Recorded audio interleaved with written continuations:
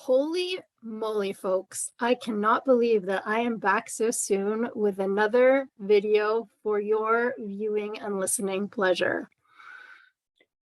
I don't know what is going on. I think this transit field is really just super magical for my creativity right now because it literally went from getting a download to all of the pieces coming together in a very, very short period of time.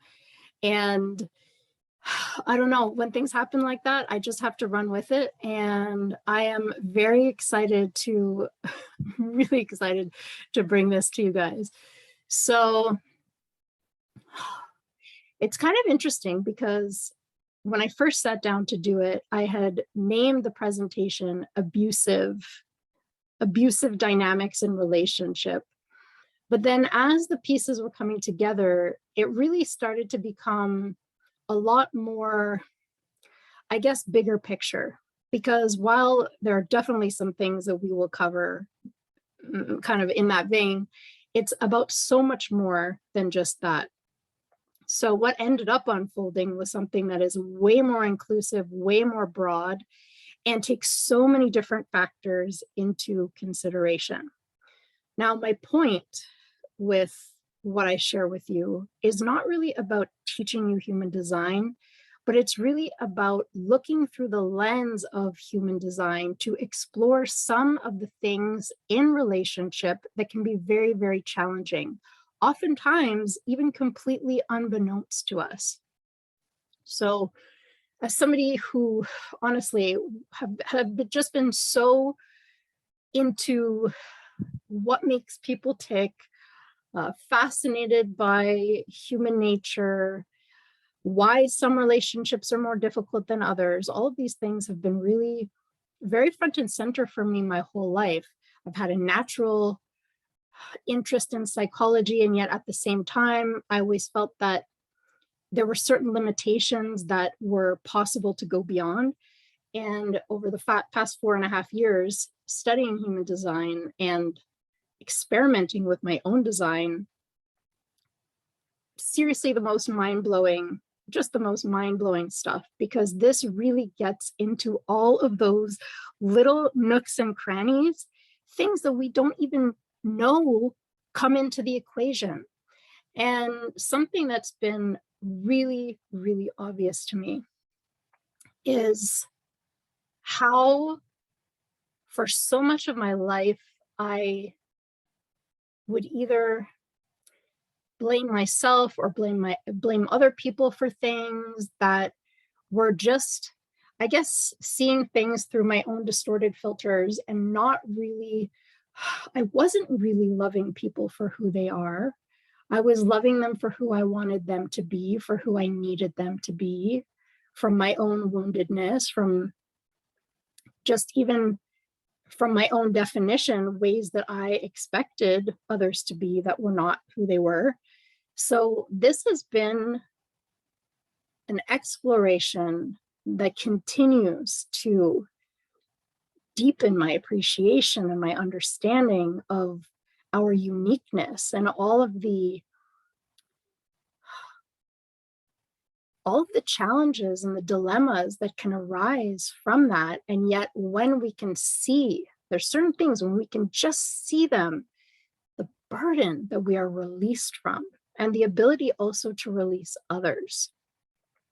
That's not always the appropriate path, but I mean, we go through so much just by living this life that sometimes just the ability to see something for what it is and not for what we have made it out to be, the stories that we have told ourselves about it, it's the most liberating, incredible thing. So I really hope that the way in which I've put this presentation together is going to be illuminating. And even if we kind of only dabble in the surface of things, to open up a possible pathway of exploration for you. So whether this is completely fresh, completely new information, or whether you're already in a process of exploring this kind of stuff and really taking things deeper to well, to live what you're here to live out and to make the most out of the forces that are surrounding you in your life, you know, whether they're the correct forces or they're the incorrect forces, to really start to iron things out. So a little bit for those of you who might not know me, and even for those of you who do know me, I kind of have a little bit of a different intro slide today. My name is Melanie Halpert. I am a 5'1" quad right splenic projector on the left angle cross of wishes. So that's for my seasoned human design peeps who understand what that means. But basically, I mean, what comes down to is that I am, by my very nature, a heretical investigator. So really looking deeply into things, but outside of the status quo. So it's not just the humdrum stuff. It's really kind of the heretical stuff, off the beaten path, deeply attuned to and fascinated by human behavior. And I have a gift of seeing what is hidden. So oftentimes seeing what other people don't. And I actually, for the first time ever, kind of put this together on the slide. So you can see I have my human design body graph, but I've actually highlighted several activations in my design that are not actually part of my definition. So not what is consistent and reliable in me, but these are dormant activations, dormant potentials, things that I'm here to become wise about, that I'm learning about, but also gifts that I have to share with others. And although human design is different from astrology, many years, there's an astrologer who was just always so amazing. And he always tells me, Melanie, you have X-ray vision. And I have in my chart a conjunction between Mercury and Uranus. Mercury is the planet of thinking, communication. Uranus is what's unusual, innovative, and those two kind of coming together, especially in the sign of Scorpio. He always said to me that I have the ability to see through structures and basically know what is sound and what is unsound, what is flawed, what needs to be corrected. And although those things come from many places in my actual design, why I highlighted them for you is because these are part of the gifts that I have to offer others, along with the capacity to pick up on details, like the crucial detail, that one crucial detail that somebody else might miss, but that's like the be all and all.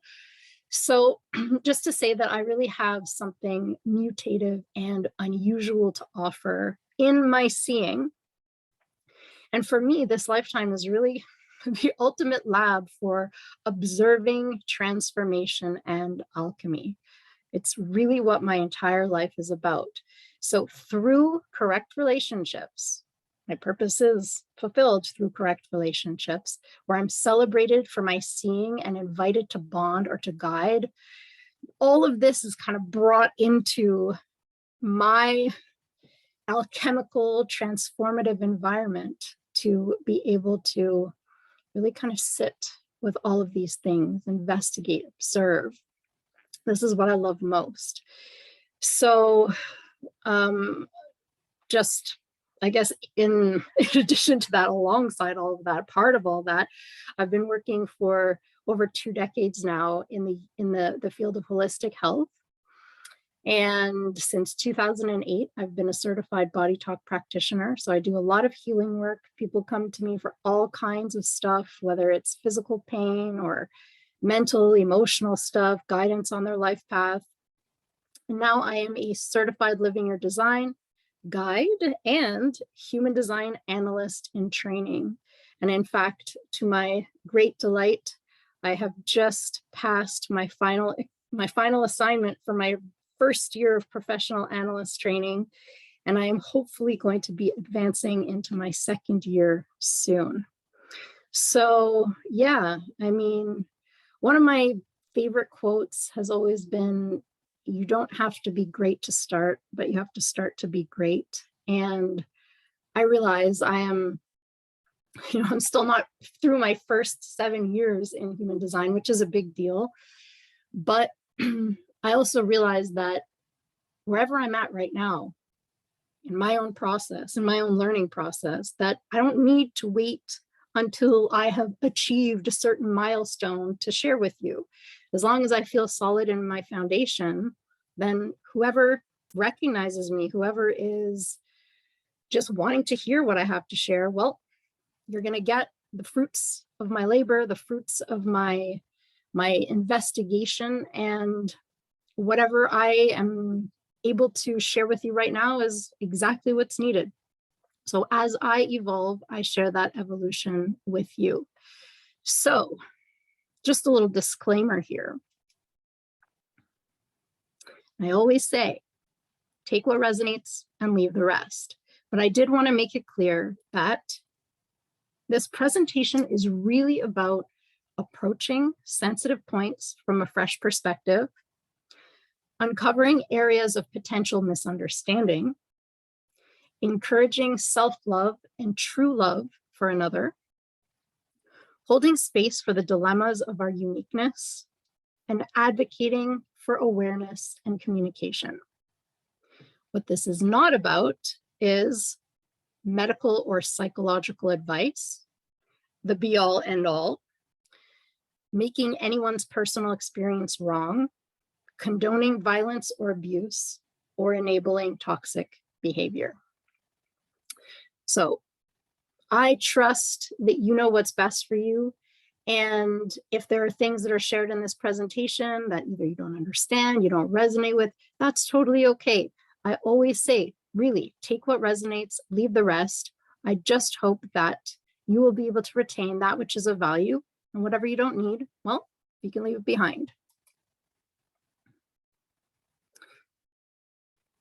Without a doubt, okay, without a doubt, we have so many relationships, so many different types of relationships in life. And this is just to kind of start off by saying that relationships of all kinds can be complex and challenging to navigate at times. So we can be involved in romantic relationships, we can have friendships, we've got these family relationships. We also have different types of professional relationships, whether you're a colleague with someone at work, or you're somebody's superior, or you're working under somebody.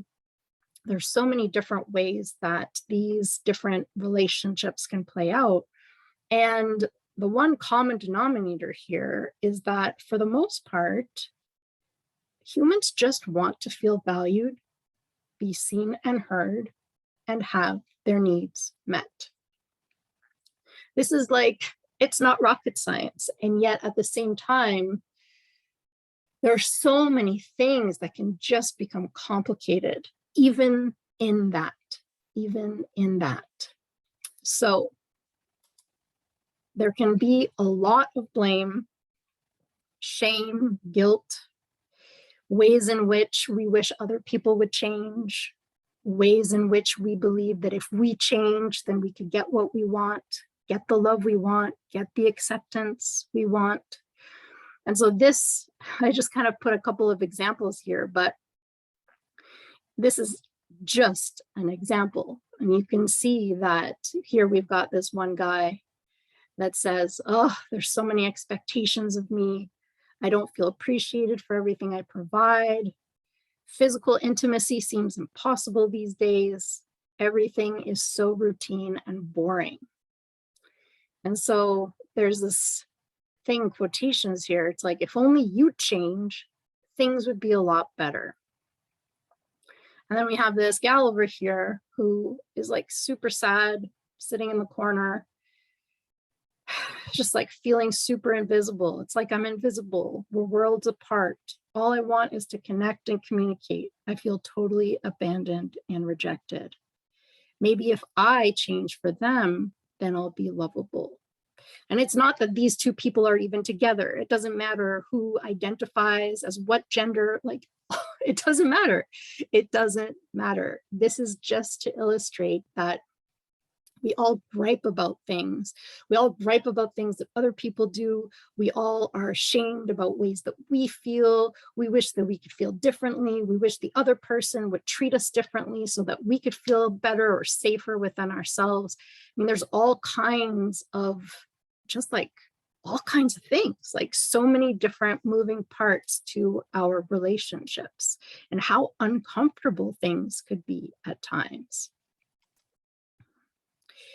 And one of the things that the mind is really, really good at is comparing, analyzing, polarizing, judging.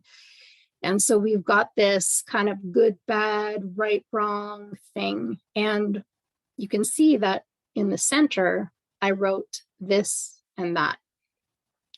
And this is because one of the most incredible gifts that human design has had to offer me is the gift of amorality. Now, this is not immorality, but this is really the ability to look at something from a very objective place without having to judge it as good or bad, right or wrong. It really is this or that. It's kind of like two sides of a coin. And it's not to say that we don't all have our preferences, and it's not to say that we don't all have our values. Some of us have values, some of us have principles. There are certain things for sure. And this is, again, it's not to make anybody wrong for their experience. It's just to say that sometimes there's a different way of looking at things. And it could be a different way of looking at things that really serves to liberate you in a big, big way. And you can see here that I put a little kind of like reminder symbol. And this is because all of us has a true self, an organic, natural, true self, who we really are. But we also have this self that is kind of fabricated, engineered, that arises as a result of adaptive strategies from all of the conditioning that we take in.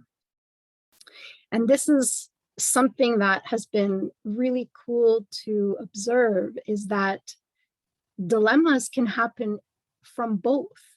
There can be dilemmas existing in who we really are and what that can represent for another being. But there can also be dilemmas in what happens to us through conditioning. Who do we become through our conditioning? And how can that be a problem? And how can that affect our relationships?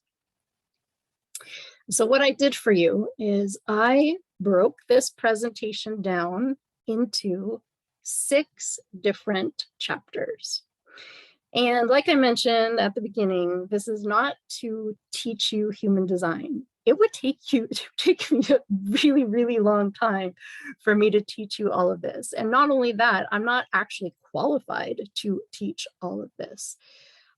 This is really just from my own explorations, observations, weaving things together at the place that I'm at personally, and hoping to be able to convey it in a way that just serves to illustrate the many different layers that exist in where challenges can come from.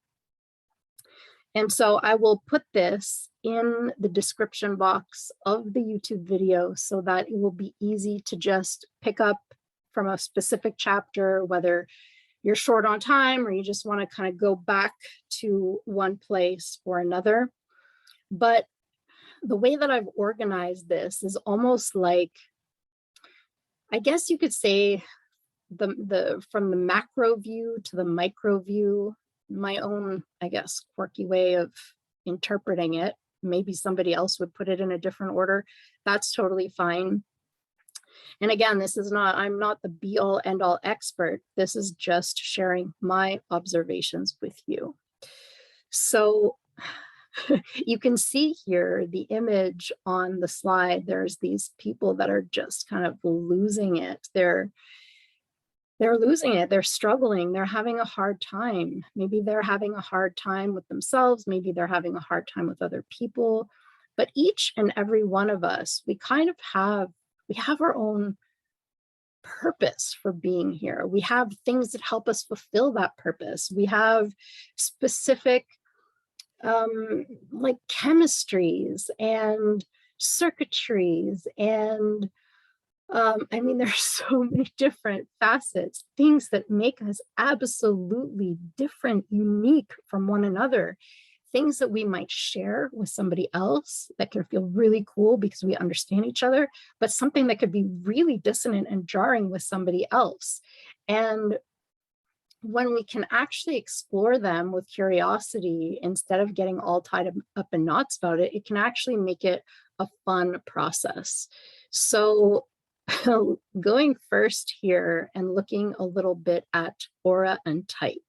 So if you are totally brand new to my videos, if you are totally brand new to the concept of human design, aura is not something new agey. It's not like kind of a quality of I don't know, your aura is looking sparkly and purple today. It's really the chemistry that we exude according to our actual configuration, the way that each and every one are, the way that we're configured. And so there are four different auric types and 4 different auric frequencies. There are other videos where I've gone into a little bit more detail. And of course, whether I'm working with somebody privately one-on-one or in my Living Your Design Awakening experience, this is something that we go into much, much deeper, going into each of the types, going into the auric frequency, going into what their strategy is, what their authority is, basically what their existential questions are, what their signature is, what their signpost is. So I'm not really going to go deeply into that with you today. I have written notes for you, but just going into the actual areas of potential misunderstanding and conflict at this level of auric frequency and type, there can be conflicts arising even from our basic chemistry. So an example of that is that there are some types that are really kind of designed to take in. They're taking in on a certain level, they're taking in. Whether they're taking in a big way, whether they're taking in a sampling way, whether they're taking things in a focused way, you know, they each have their different way. And then there's another type too that is not really here to take in, but is kind of here to push things out of the way. So even from that very basic level of chemistry, there can be challenges. There can be challenges because of the way that that's interpreted. And if any of you watching this are manifestors or projectors, the very, very first video that I did, aside from my intro to human design, was, no joke, an hour and 20-minute video about the manifestor projector relationship. And one of the big things that is talked about in that video is how different the manifestor aura is from the projector aura, and how even on that level, there can be huge conflicts and huge misunderstandings, things taken super personally that don't need to be taken personally when we actually understand where it's coming from. So that's just kind of to give an example about that. Some beings are definitely more outward, some beings are more inward, some beings, very few, are designed to initiate. So be proactive, spark things, go out there, make it happen. And the majority of beings are actually on some level designed to wait. So even that can be different, even in terms of authority. I didn't bring up authority, but authority is huge as well. The thing that we can trust inside of ourselves, or a specific authoritative process that we can trust to make fulfilling decisions that lead to ease instead of to resistance. So even that can be a bone of contention, because some beings are designed to be spontaneous and other beings are really designed to wait for clarity. Some beings are here to wait out a full lunar cycle. And because we are actually typically attracted to what we are not, and we live out what we are not, even those, for example, who are designed to wait are conditioned to be spontaneous. So there's like all of these different things in and of themselves that can then lead to misunderstandings and conflict. Another big thing from this level of auric frequency and type is that there are some beings who are really here for their doing. The energy types, they're really here for their doing. The manifester is an innovator. One of the energy types, as well as the generators and the manifesting generators, who are the builders and the express builders. So their doing is really, really important. The manifester is here to have impact. So their action, whatever it is that they're doing, is a big deal. And the generator and manifesting generator, the way that they use their energy is everything. Whereas you have the projector and the reflector, who are awareness types, who are really here for their seeing, for their being and their seeing. So it's not so much at all about what it is that they're doing. And they can both be put under an enormous amount of pressure to do, or being accused of being lazy or deficient in some way, when it's just not the way that they're designed to operate. The projectors are the natural advisors and guides. Everything is about what they're taking in and the way that they can use that to guide the correct others. And reflectors are the natural barometers of any given community. So even though in their design, they're totally open, they actually have a more sampling and resistant aura than the generators and manifesting generators, who kind of take everything in. But yes, a reflector is the natural evaluator. They really are. They're kind of like the canary in the coal mine, where whatever the health of the community or the environment eventually is going to show itself through them. So this kind of doing and seeing thing can be a really big deal in relationship. And then we have this whole self and others thing. So some beings are here for themselves.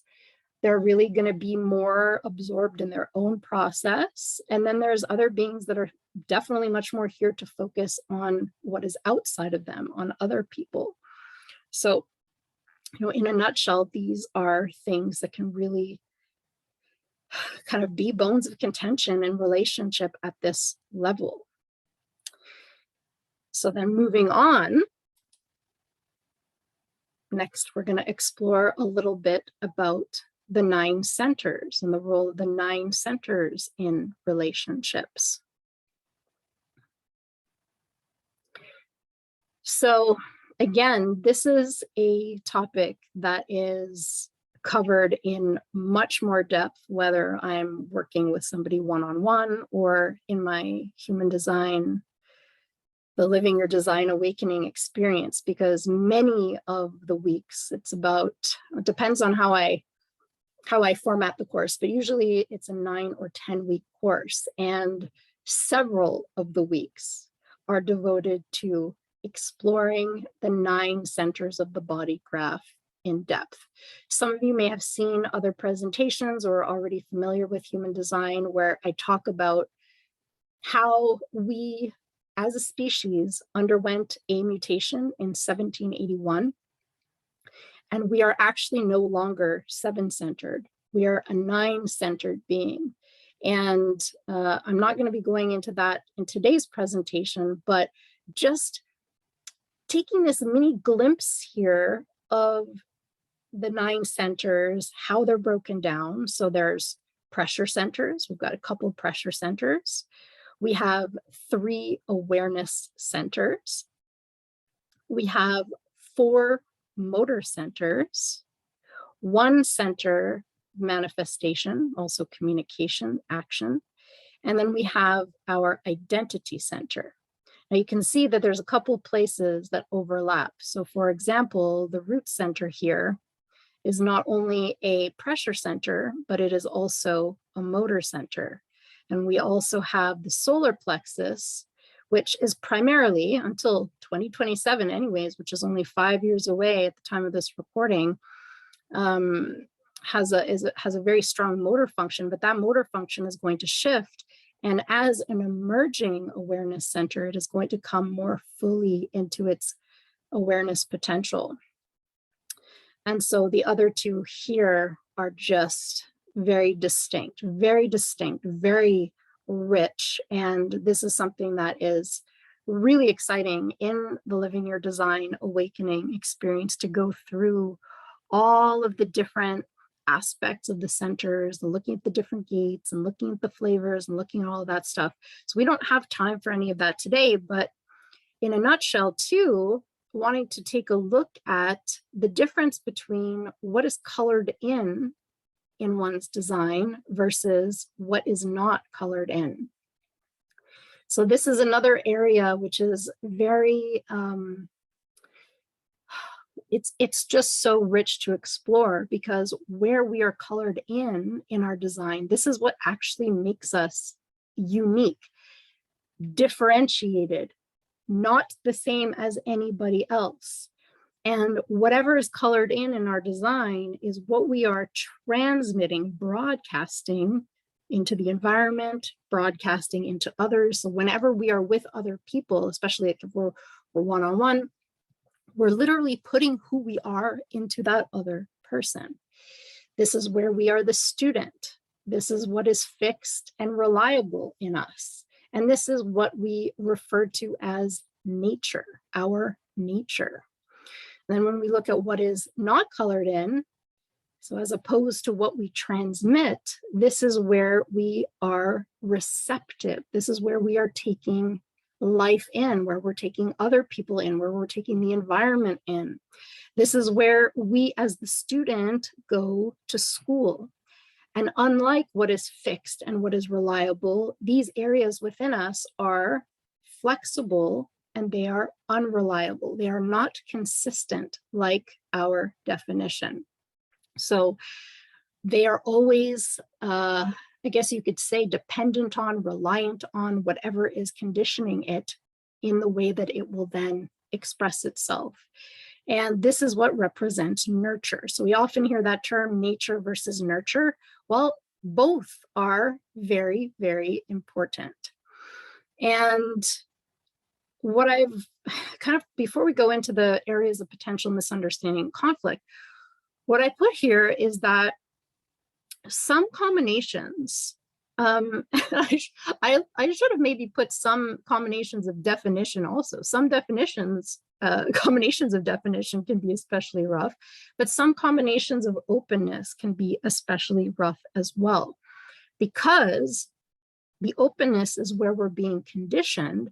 You can imagine that somebody who, for example, has openness in their pressure centers, these are people who are always taking in and amplifying the pressure of the conditioning field. So somebody who's in their aura, whatever's going on with the transits, it's not even their own pressure. They don't even realize how much of the time whatever they do is actually being conditioned by the pressure they're being placed under that has nothing to do with them. So that can be really difficult, being almost governed by external pressures. Or another example would be the awareness centers. This could be a really, really big deal, especially somebody, for example, who has either 2 or 3 of the awareness centers that are open.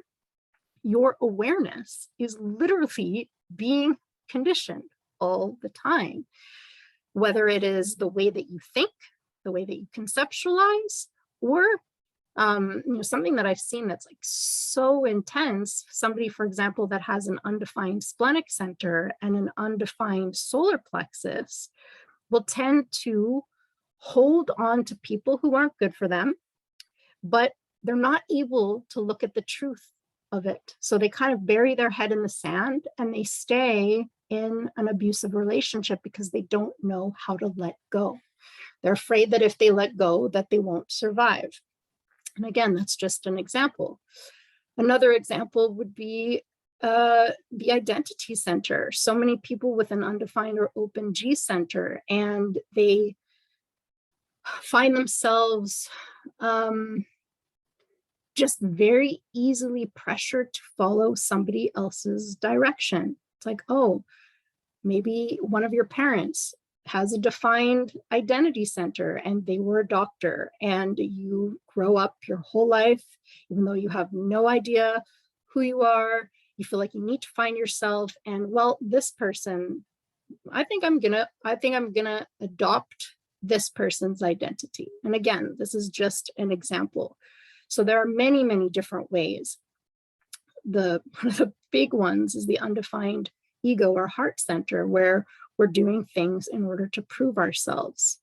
So these areas of potential misunderstanding and conflict. Okay, so this is something that, I don't know, I've never heard it actually said this way from what I remember, but it's just really clear to me that on a genetic level, and yes, this is something that is taught in human design, but the way that I kind of put this together is that on a genetic level, we have this genetic imperative to mate, to bond, to be attracted to that which is different than us. I mean, that's like the whole reason why we have this like proliferating gene pool and everything. If we were always attracted to sameness, nothing would work. And in fact, one of the reasons why it's been so frowned upon to kind of like get together and have children with people that you're related to, and not even from like a moral standpoint, but just because it can lead to a lot of genetic defects. It's like we're just not wired that way. But in spite of being attracted to difference, to what we are not, to who we are not, we are also addicted to homogenization. So it's like this catch-22, liking what is different, but then at the same time, why aren't you more like me? I wish you were more like me. I wish you were less like that. If only you could be less like that, then I would feel safer. I would feel better. And through our openness, I mean, huge, huge issues are misidentifying with what is not us. Big time, big time. This is something that has gone into a lot in Living Your Design and in any courses that you would take if you decided that you wanted to learn human design, if it was correct for you to learn about human design, or even to learn more about your own design in depth. And so there's this acting on conditioning, creating these adaptive strategies because we misidentify with who we are not. And then in order to get love, in order to get acceptance and affection, we're kind of just acting out all of these things that are not at all who we are. And then of course, there is pressuring others with our definition. So a really good example of this would be, and something that we didn't talk about in the other example, could be somebody, for example, like a generator or a manifesting generator who has a defined sacral center, and the way that they can put all of the manifestors and projectors and reflectors of the world under pressure to do, and to work hard and not know when enough is enough and stay up late and get addicted to all kinds of things. And it's not something that they try. Like so many of these things we're not even aware of, that just by being us, just by stepping into somebody's energetic field, we are putting them under pressure where they are open. There's also the, which other one did I want to just kind of mention? Yeah, the ajna center. So somebody who has a defined ajna center could be literally conditioning people, even their own children, maybe their friends, whatever, by the way that they are personally designed to think and to conceptualize. So there are beings who are here to have a very fixed way, of conceptualizing thought, but it's like they assume, we take our definition for granted. We can assume that, well, everybody's supposed to think this way, when there are beings who are actually designed to be completely flexible and not have any one way of conceptualizing. So there are many, many, many, many different ways that we can put one another under pressure with our own definition without even realizing it. The defined ego and the undefined ego. In my last presentation, the one that I just published recently, Why Ego is Not the Enemy, I talk about that because ego beings, and this is again like something that's been so vilified and so judged, and yet this is such an important center as human beings living on the material plane. And how, I mean, I have some really powerful ego beings in my life who I respect a lot, but it's always hilarious to see how there's this almost expectation to be like them. Like, what do you mean you can't just get that done? And they have a certain speed and swiftness to when the will is there to get that thing done. It's like they could be already on a plane leaving for another country, and I'm there tying my shoelaces on the doorstep. So it's just really interesting to see, or even that expectation to have this consistent willpower where they leave your energy field and suddenly, oh, why am I such a failure? You know, why did I go back to this bad habit or that bad habit? And feeling like it's us, when it's like, no, we've actually been kind of propped up by that energy, but now that it's gone, we misidentified with it in the first place. And now we feel like crap because it's not there anymore. And that can happen on so many levels with so many of the centers. So that's just a little bit about this. Moving on to the next level, this is something called circuitry. So circuitry is something that is beyond living your design. So starting to look at it a little bit in rave ABCs, and then a lot more in depth in rave cartography. So those are the second and third official foundation classes for people who want to learn about human design. But for sure, in a reading and just like coaching, working with people one-on-one, this is something that is really fun to look at. So I guess you could think about circuitry kind of like a circuit board. It's the way that life force runs through us. And any time that you have two gates that connect to one another, there's this line of energy, it's a channel. And this is life force that flows within us in a very fixed and consistent and reliable way. Depending on what planet is activating that gate, it really brings a different flavor. There's a lot of different little nuances that make it that even though you and somebody else might have exactly the same channel, they could be completely different. And so this is why the deeper you go, the more you realize how different we really are. When you look at human design, for example, at the living your design level, yeah, you're looking at type, you're looking at strategy, you're looking at authority. And I guess in some ways you're categorized in these kind of more broader, in a more broad sense, but that's just the surface. That's just the surface. And there is so much beneath the surface.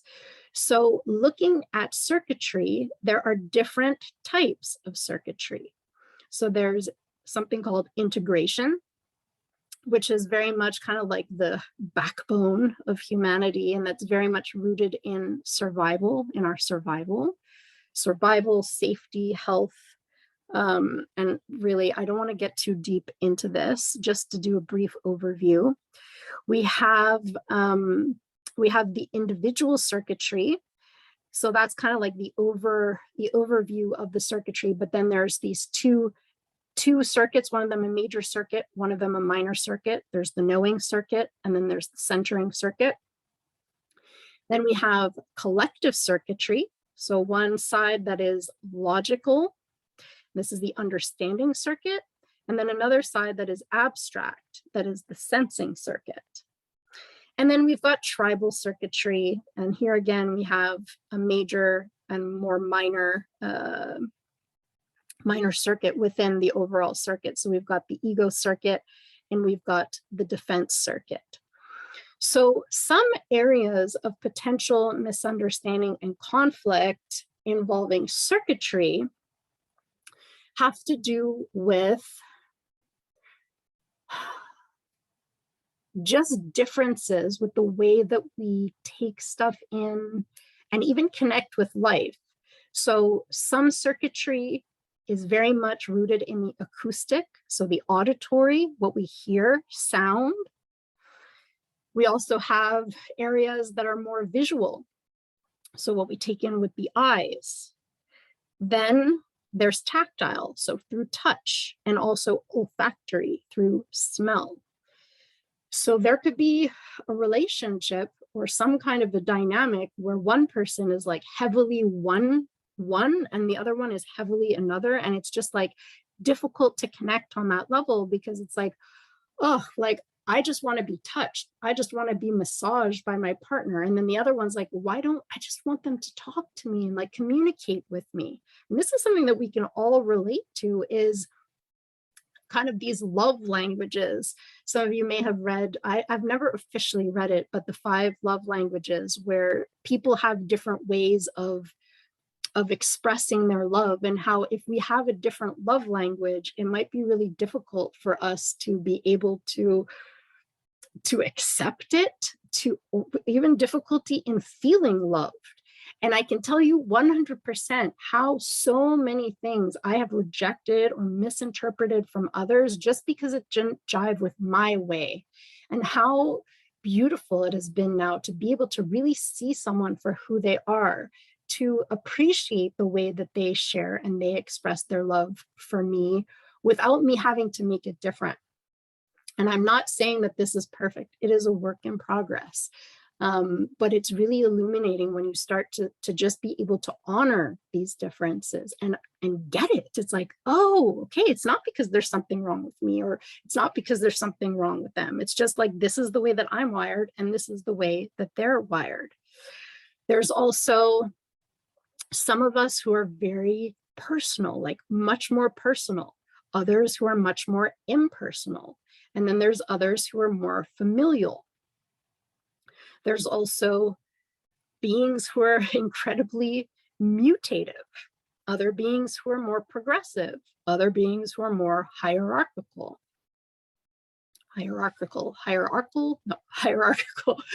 And then we've got like major differences as well. Some of us are really here to be self-empowered. Others are here to empower others. Others are here to share. Others are here for support.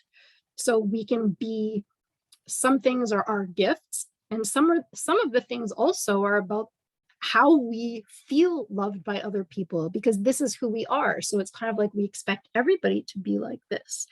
It's like, support is so important. Why doesn't this person support me? What's going on in this situation?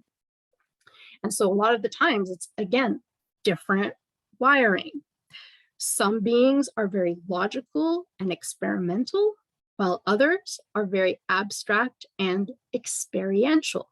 Some people find a pattern that works, they have a little ritual, something that they do, and they're really consistent with it, or they keep on developing it so that it gets more and more perfect.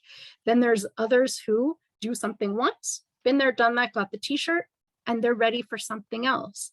So it can be really easy in relationship when one person is one way and one person is the other way to be like, man, like, oh, this relationship is so boring. Why are we always just staying home and watching Netflix?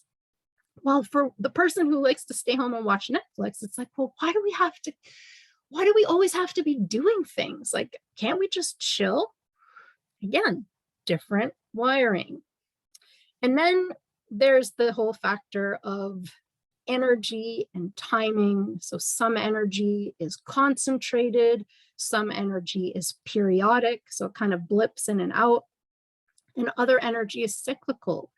And in fact, some of us are more designed for kind of very concentrated, consistent interactions. Others of us, it's periodic, and then even others, it's cyclical. So there will be more of a kind of a rhythm or a cycle to it where people come, people go away.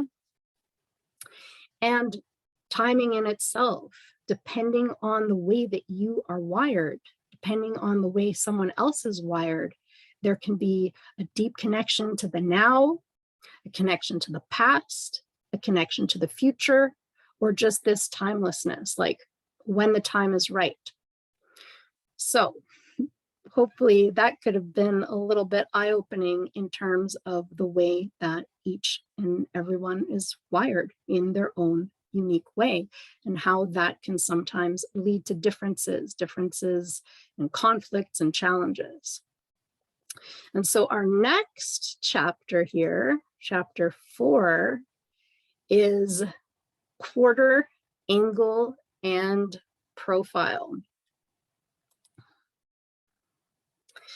So there's a bunch going on this screen here. And again, this is stuff that kind of goes above and beyond, but at the same time is something that can be a game changer, something that can, for me, myself, in my life, has been really helpful in accepting myself and others. So digging in like right away here to these areas of potential misunderstanding and conflict is that the truth is that each of us, our purpose is here to be fulfilled in different ways. So depending on when you were born, okay, so I'm just gonna kind of give an overview here. You could see in this portion of the screen, I've got these 4 images, and each of these images represents one of the 4 quarters of the mandala wheel. And depending on when you're born, your personality sun, so one of the most important activations in your design. I mean, this is like the conscious light that you shine. This kind of determines what quarter you're born in, and also through which purpose, like your purpose is fulfilled through what.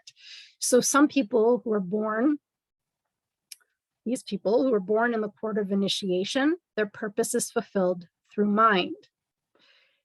And this is something even in itself that's a whole topic, because as you know, some of you who've been along for the ride with me know that a lot of human design is about kind of getting out of the mind. So this has its own context, its own place, its own context, something that goes beyond the scope of our presentation today.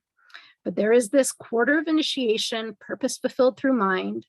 Then there is quarter of civilization, purpose fulfilled through form. Quarter of duality, purpose fulfilled through bonding. And then quarter of mutation, purpose fulfilled through transformation. So yes, some people really are here for mind. Some people more in what they're building, the actual form and function. Then there's the duality, which is all about bonding and relationships. And quarter of mutation is that deep, deep transformation, almost like those, I don't know, like how to put it, but almost like transcending death in a way. It's like, but even on a metaphorical level, whether it's on a physical or metaphorical level, facing the fire. So we all have different ways to fulfill our purpose. And I had said that for me, this was something huge. Well, in my relationship, for example, I'm born under the quarter of duality. And in fact, I have 11 activations in this quarter. Out of 26 activations, 11 of them are in this quarter. So it is really big time for me how huge a role that bonding and relationships play for me. But my partner is born in the quarter of civilization. It has many activations in the quarter of civilization. So there's a huge discrepancy because I'm not interested in the same things. We are not interested in the same things. We're different types. There's so many things that are different, but for me to no longer berate myself or even allow myself to be berated in any way for not being interested in the world of form, no, it's because where I fulfill my purpose is through my bonding. So whatever your quarter is, that's going to be giving you some clues as to who you are. Wherever somebody else is born, clues to who they are. And then we also have different geometry. So one of the things you'll see when you generate your human design body graph, which if you are new to human design, you can generate your body graph for free. I would say that the best and most easiest place is at the Jovian Archive website, Jovian Archive, and I will put the link in the description box of my video. And yeah, one of the things that you'll see is profile, what your profile is. Profile is the costume that we wear. And like any clothes, I mean, you could be wearing clothes that are just not the right fit. And it can not only be uncomfortable, but it can also look really awkward to others from the outside. So when we are aligned to who we truly are, that costume fits like a glove. It fits perfectly. It's so exhilarating to be able to actually live out the roles of our profile because it actually feels really right. It feels really good. But different profiles have different geometries. So some profiles are what we call a right angle. Other profiles are what we call a left angle. And then there is one profile that is neither right nor left, but it is juxtaposition.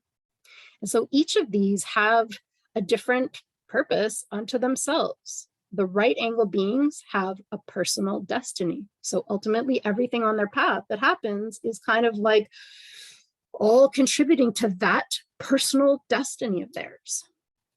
The left angle beings have transpersonal karma. So everybody that they meet, it's like more about that encounter with the other and what it is kind of resolving on a grander level than really their own specific destiny, like the right angle being. And then the fixed fate, the juxtaposition beings have this fixed fate. It's like this track, this unbending track, almost like being on a train track, not designed to be influenced, just kind of doing their thing. And so this can be something that can be really difficult because personal destiny people can seem really kind of self-absorbed, for example, to the transpersonal karma people. And I don't want to generalize because with a lot of the other things that we've already looked at, especially when it comes to circuitry, there can be a lot of things that are interpreted like, wow, that person is really selfish, or that,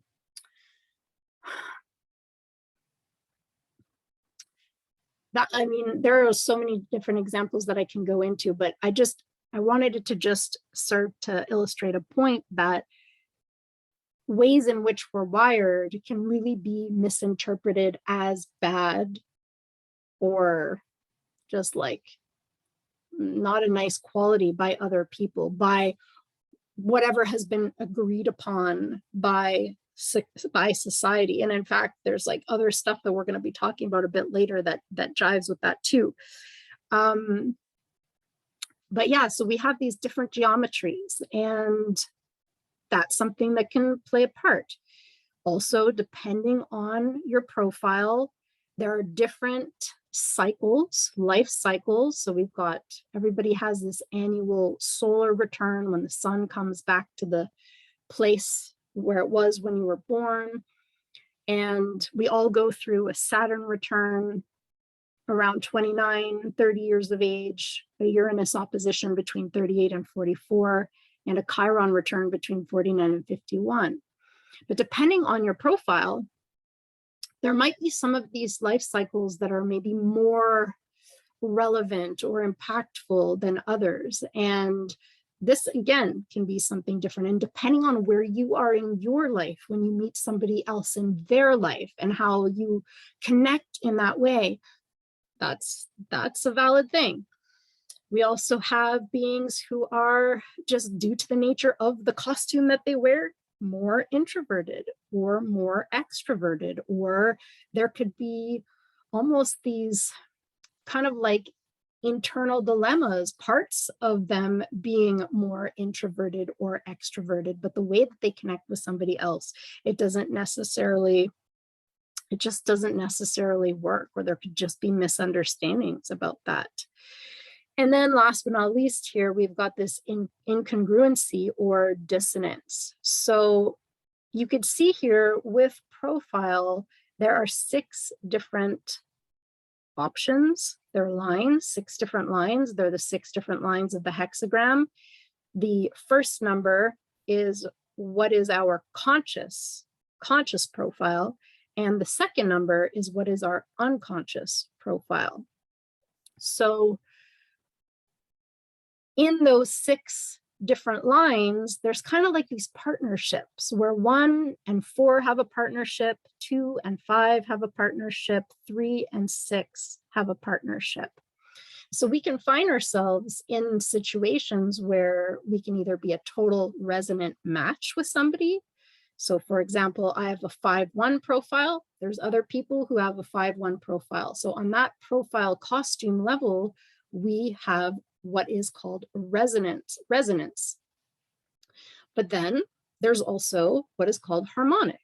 So as a 5-1, the harmonic to the 5-1 would be the 2-4, because the 5 and the 2 have that relationship, and the 1 and the 4. But there could be profile combinations that are completely dissonant, which can be kind of weird.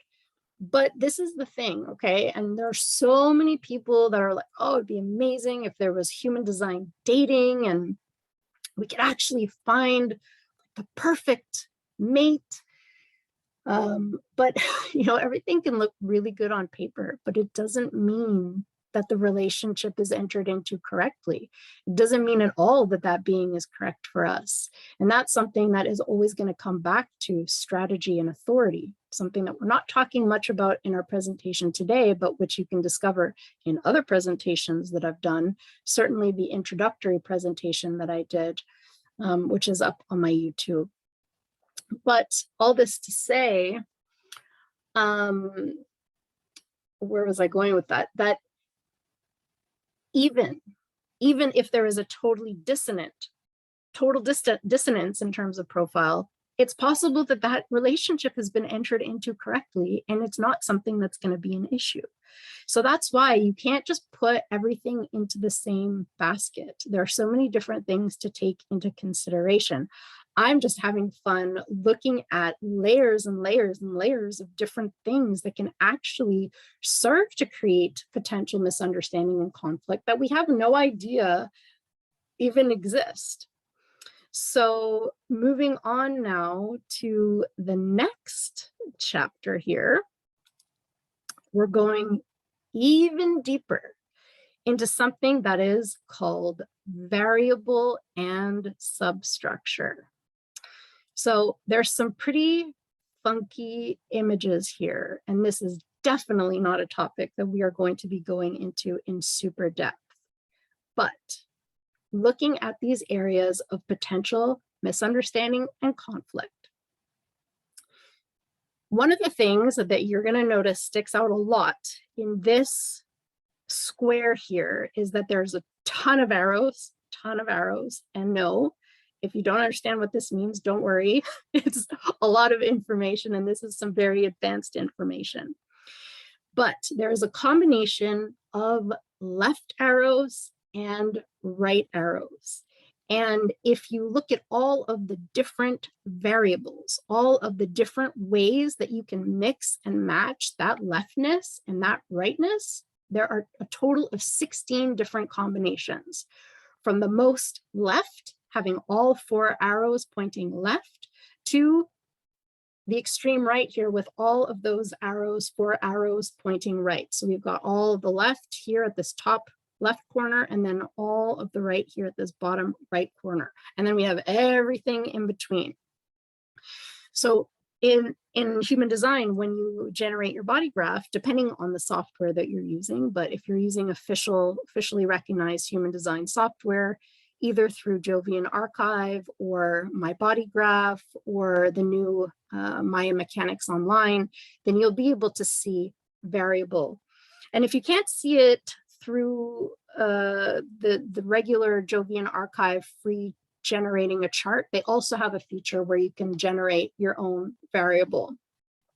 This definitely requires accurate birth time. And I would always encourage anybody who is interested in looking into their design to have an accurate birth time. If you don't know how to get that, there are different options. It'd be best to contact a human design professional and see how to go about that. So some areas of potential misunderstanding and conflict have to do with leftness and rightness. Depending on how you're configured, depending on how somebody else is configured, this could be a really, really big deal. There's also there's a lot of information in this square too. And this is something that goes hand in hand with variable, but goes even deeper as well. So when you're looking at a human design body graph, you've got the different centers of the body, you've got the gates. And then if you look at the columns of information that are on the sides, you're going to see there's always these 2 columns of information. One column is in black, one column is in red. There's always these numbers, but after every number, there's like the number itself, then a dot, then another number. So that other number after the dot is the line value, one of those 6 line values of the hexagram. And why I'm even saying this is because even looking at that, there's more. There is more. Beneath that gate, beneath that line, there is actually a color, there is a tone, and there is a base. So there are 64 gates, there are 6 lines, there are 6 colors, there are 6 tones, and there are 5 bases. So there are literally for every activation that's possible in a design, there's 1,080 different possibilities. So yes, going deeper, ways in which we can find ourselves being challenged in relationship is how we are uniquely designed to take things into our body. Some people are really designed to be in a completely calm environment. So just taking their meal in almost in silence, whereas there could be other people that really thrive, that their health is accentuated when they're in a boisterous, noisy place. There are other people who are designed to oh my goodness, there's so many different ways, there's so many different things. Some of it is conditional, based on a certain condition, and some is based on a certain circumstance.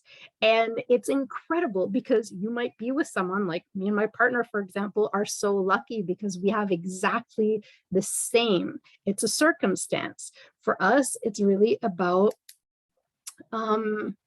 it's called nervous touch. And so just kind of briefly in a nutshell, having meals kind of more on the go, not so much focusing on what we're eating, but it's more about the stimulation in the environment. Oftentimes even eating food with our hands. The worst is long, drawn out, boring meals where we're made to just kind of sit at the table. So you can imagine that it could be challenging, one person being like that, and then the other person having the opposite. And how we can condition people, we can be conditioned ourselves, but also condition other people away from what is healthy for them. That also goes, it's not only for food and drink, but even the way that we take in information is different. Then there's our cognition. We all have different types of cognition.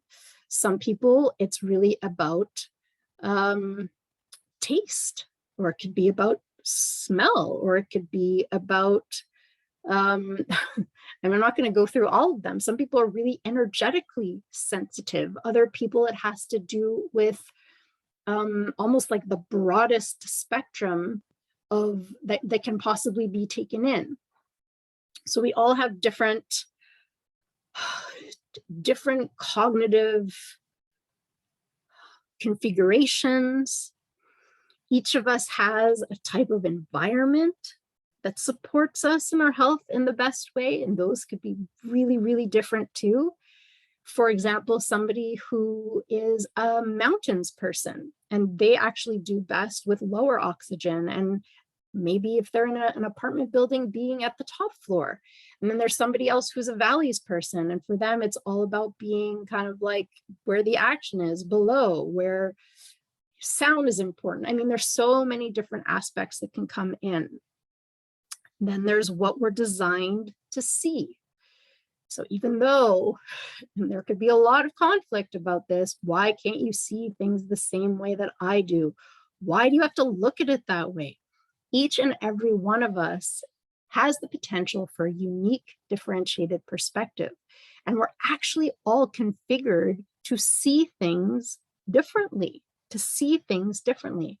What would it be like if you knew how you were designed to see and how someone else was designed to see, and you were just able to love and respect each other's different ways of seeing, without needing to change who you are and without needing to change who they are, without needing to change what you're seeing, without needing to change what they're seeing.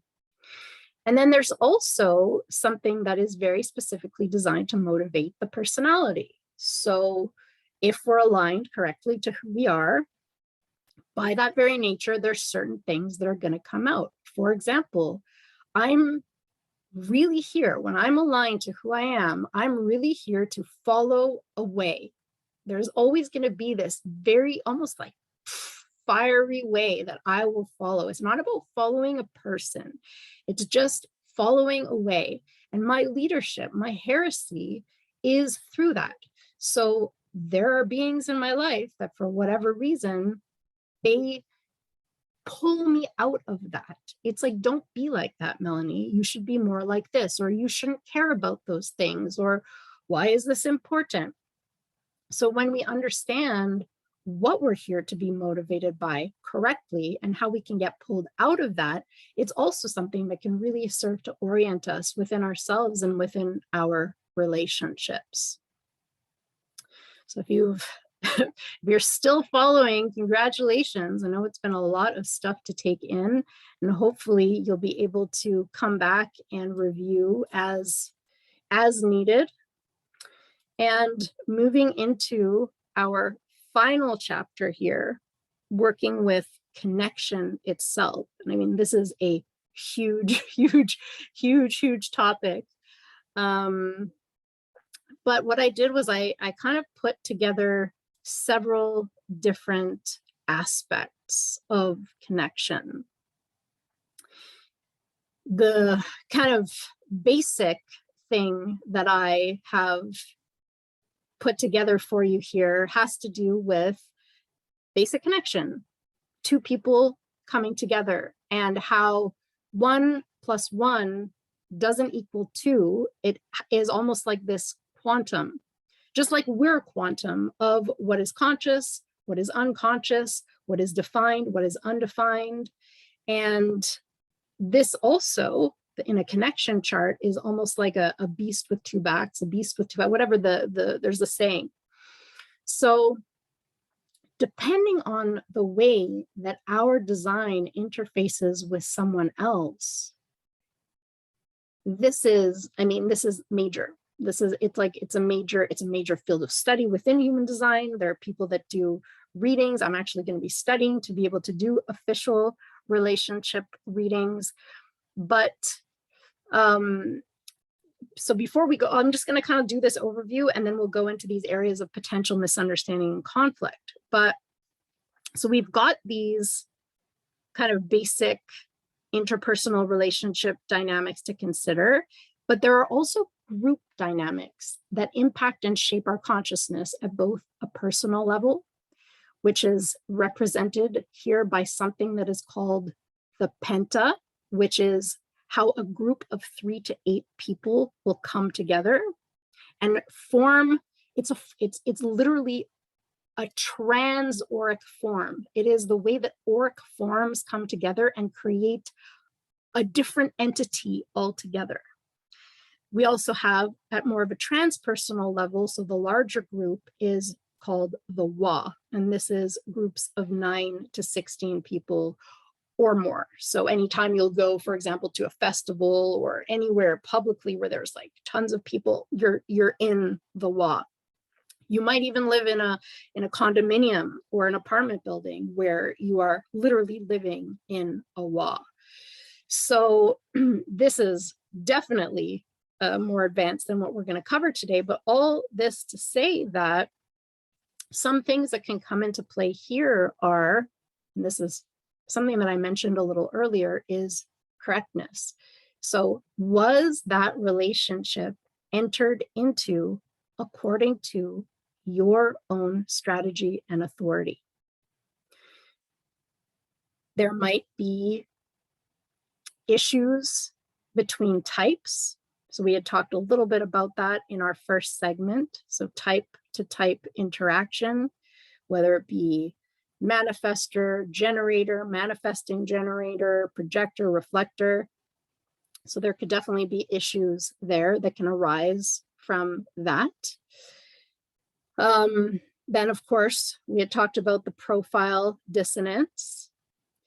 Then also, the way that two beings come together, sometimes, like you'll see in this example that I have here, taking 1 plus 1, all of the centers of the body graph can become defined.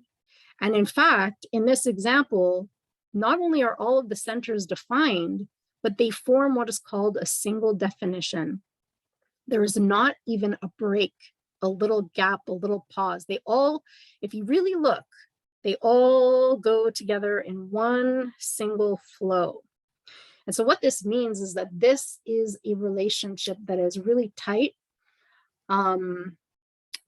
However, that does not come without its challenges, because with a relationship with this much tightness is that it's super important to spend time apart. It's also something that can be difficult depending on the context of the relationship, because let's just say, for example, this is a friendship, and each of the individuals who are coming together in friendship have their own partners. And maybe with their own partners, there isn't as much tightness when it comes to the way that things are connected.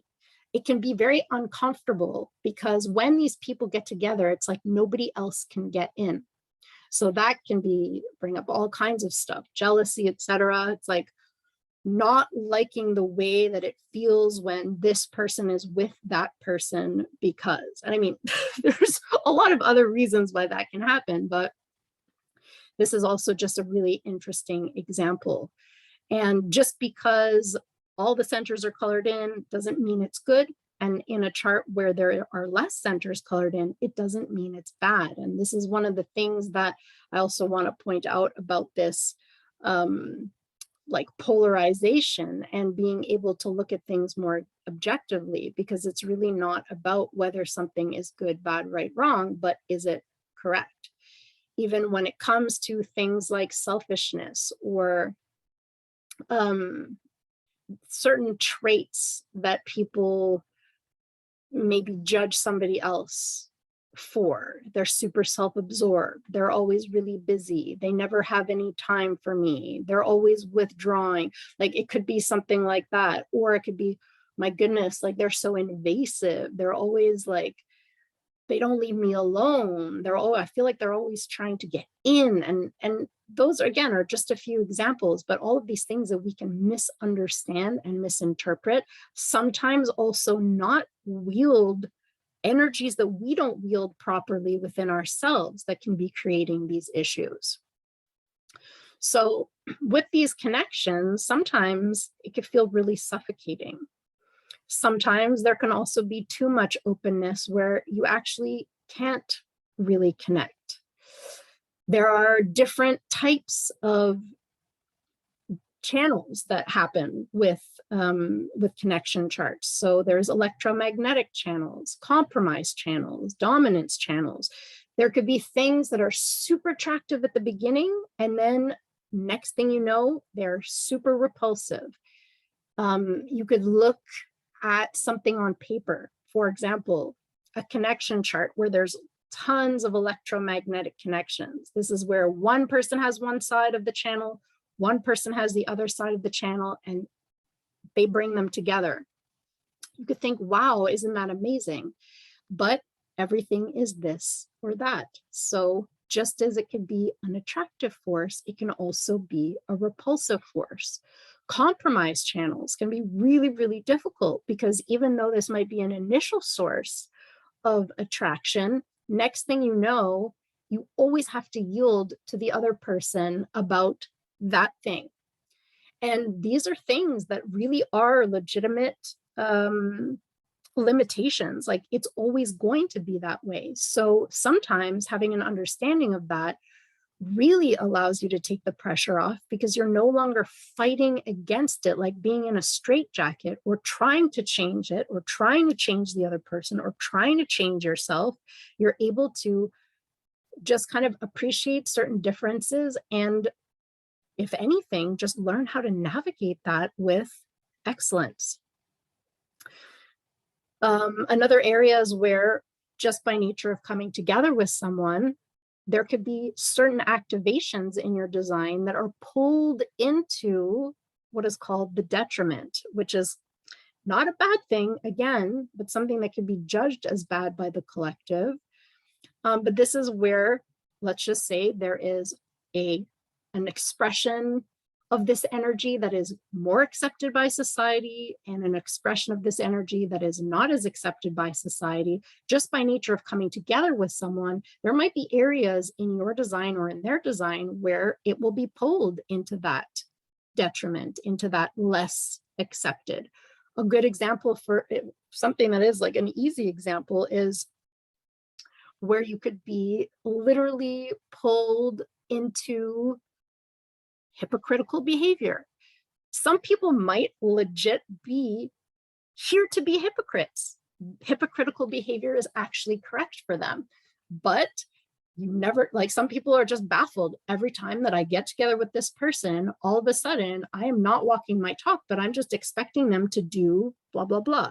Well, it can be really illuminating to see certain areas where, by nature of connecting with someone, certain parts of you get pulled into fixed aspects, when without that person in your field, you might express that energy in a totally different way. And then last but not least here, there's this loss of self within transauric forms.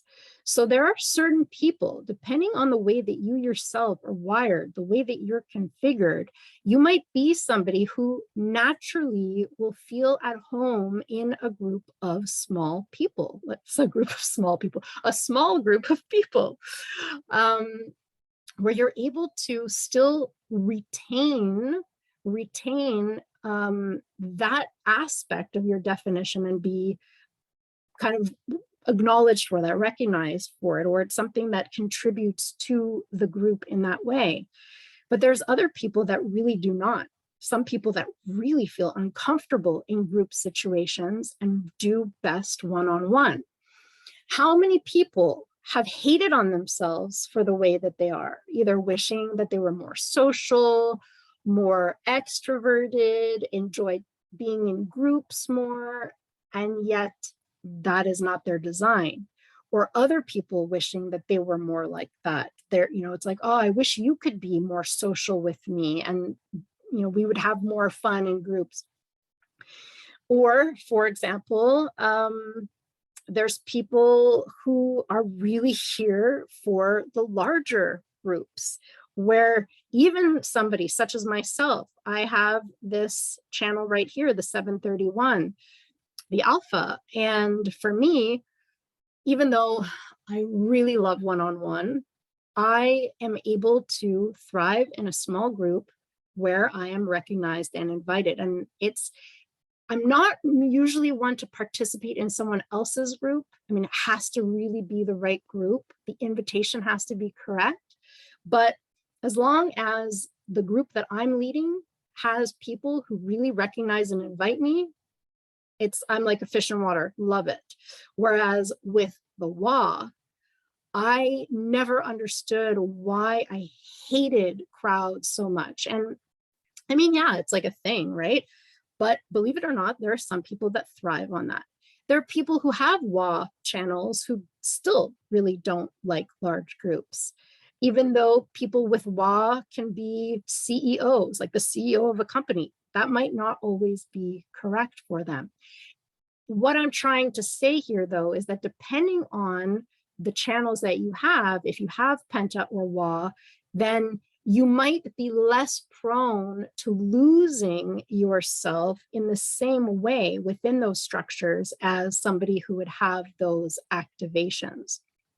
And so this being something that can definitely contribute to challenges in certain types of connections, whether it be social connections, whether it be school, whether it be work, whether it be family also. I mean, the family, the Penta, this is like the ultimate family transwork form. This is, each and every one of us is pretty much born into a Penta. So there's just so much richness. There are so many different, intricate, amazing layers to discover what it is that makes you tick, what it is that makes someone else tick, what it is that creates that friction between you, what it is that always comes back to that same annoying struggle or challenge or fight or argument or disgruntlement or resentment, whatever it is.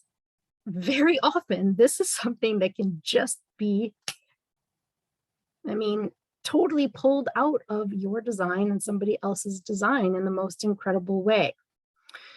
So that being said, I can't believe it, but we have made it to the end of our presentation today. For those of you who have made it to the end, whether or not you have made it to the end in one shot, or if you have come back to explore different parts of this at different times, I thank you so much for being here. Thank you so much for bearing with my quirky way of putting things together. I've been having so much fun, just so much fun with these PowerPoint presentations. I honestly had no idea that it would turn out to be so fulfilling. And I've been really thrilled as a 5-1 who is here for strangers, that just by kind of putting myself out there on the internet in this way, creating this platform, there are some of you who have been discovering me really organically, who I've had the pleasure of connecting with one-on-one and working with. And it's just like, this is what I'm here for. This is what I'm here for. I could not be living this incredible life without you in it, and all of the things that you are here to pull out of me so that I can share with you to enhance your journey and to help make your life more of a better place. So yes, I look forward to sharing more videos with you soon.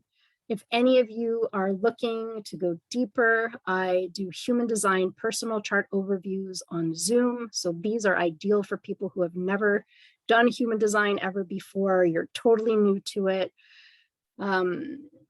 If these are 90 minutes, very informative, getting you set up in your experiment to kind of go forth and explore yourself and the world in a whole new way. For those who are more familiar with human design, whether you've had a reading or you've been doing a lot of self-study, this is something that's been really cool, because I have many people who contact me who have just been exploring on their own, or they're already at a certain level.